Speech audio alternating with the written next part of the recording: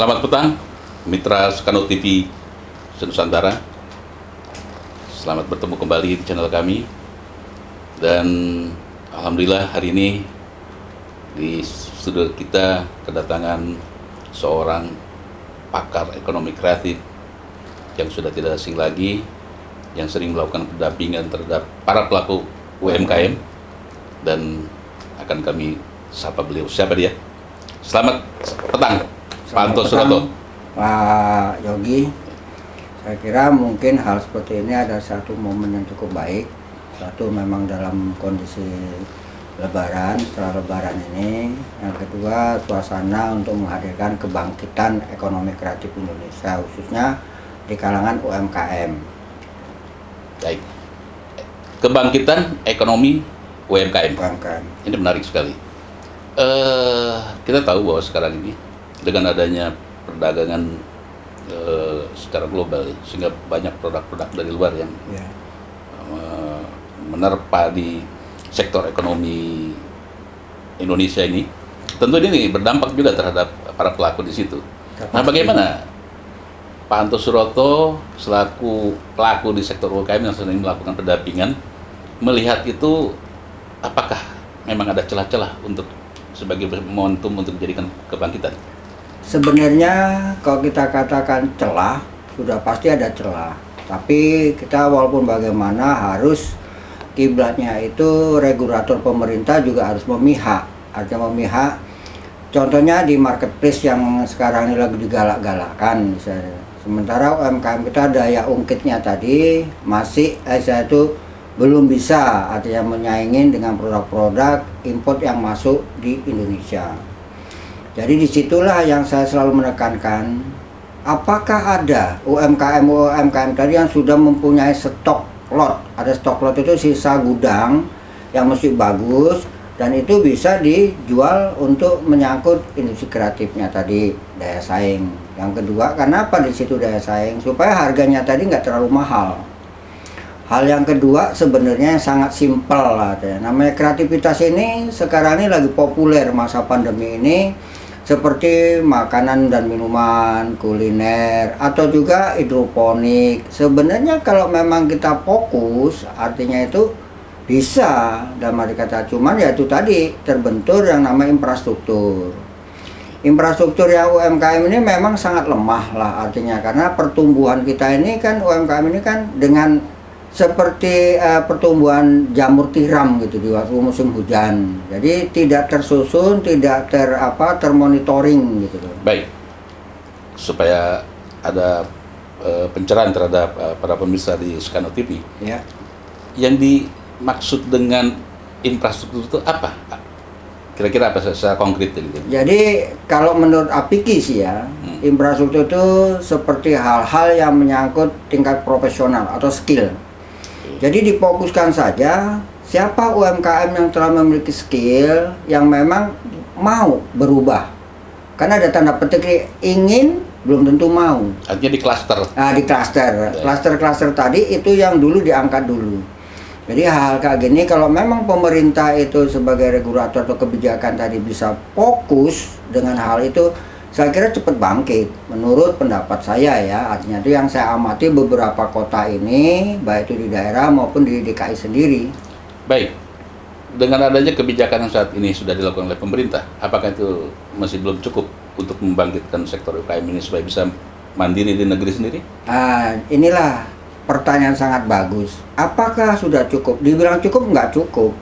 Yang mungkin yang paling tepat tadi kurang tepat sasaran tadi, sebab zaman S1 kita ada istilah revolusi, tepat untuk digunakan tadi apa yang kita berikan sebagai contoh stimulus lah, kita ngomong stimulus ekonomi dibantu seperti tujuan pemerintah itu nggak ada yang jelek, semua tuh bagus, tapi mental untuk bangkitnya tadi yang perlu sebaiknya itu ada kelompok monitoring yang jelas, eksekusi di lapangan secara nyata gitu loh. Baik. Kami melihat ada beberapa produk-produk yang dihasilkan dari UMKM, ya, dan dia cukup memiliki potensi untuk ya, dinaikkan. Ya.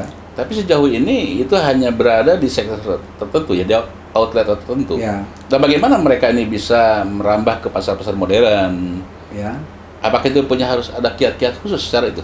Saya kira kiat yang khusus sebenarnya sama juga pertanyaan bagaimana masuk pasar ekspor misalnya gitu. Sama juga pasar modern itu ada satu standarisasi, baik itu katakan standar mutu, baik itu legal aspek, baik itu packaging. Justru inilah yang faktor-faktor ini harus difokuskan ke sektor sana. Yang kedua, setelah mereka ini bisa berubah menjadi pemain profesional, pemerintah juga harus sadar, artinya itu buat kelompok marketplace-nya tadi. Jadi supaya apa? Mereka ini jangan semua itu dipegang oleh satu orang. Profesional industri, katakan bila perlu channel distribusinya, supaya dia bisa naik kelas. Jadi kalau sekarang ini banyak main itu dia produksi, dia promosi, dia juga jualan, dia juga accounting, segala macam.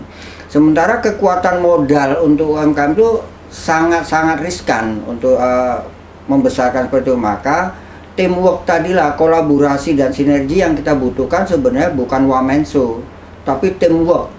Baik itu teamwork kelompok, baik itu teamwork keluarga, baik itu teamwork UMKM, harusnya seperti itu. Oke. Faktanya saat ini di Indonesia ini dibombardir oleh barang-barang dari negara luar. Kita sebut aja barang-barang dari Cina yang begitu bagus dengan saya tidak masalah kualitas.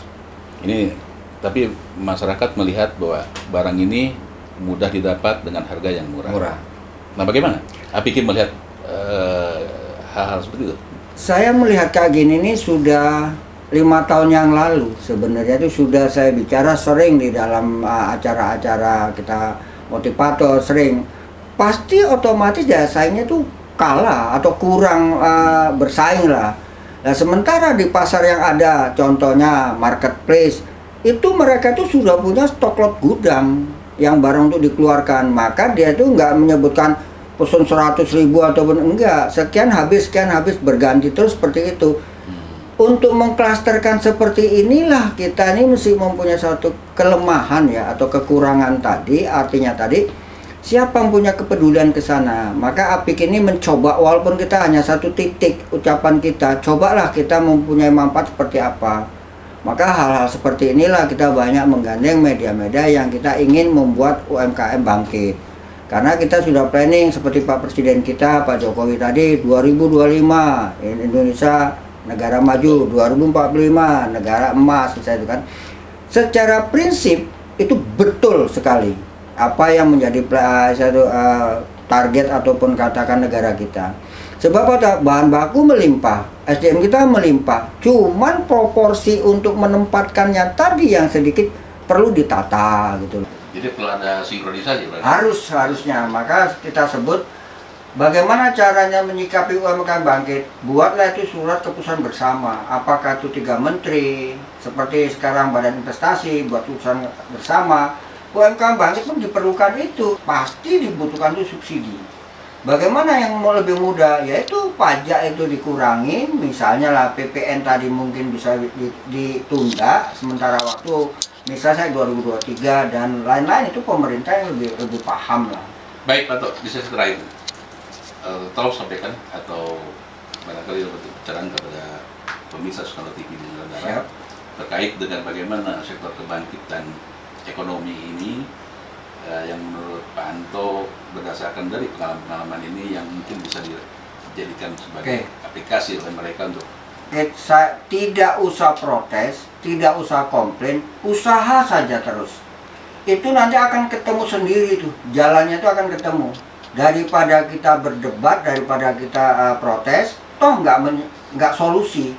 Solusi itu udah kita kerjakan, kita belajar skillnya tadi dan kita memang cari networkingnya, itu jauh lebih cepat daripada kita hanya berdiskusi saja gitu.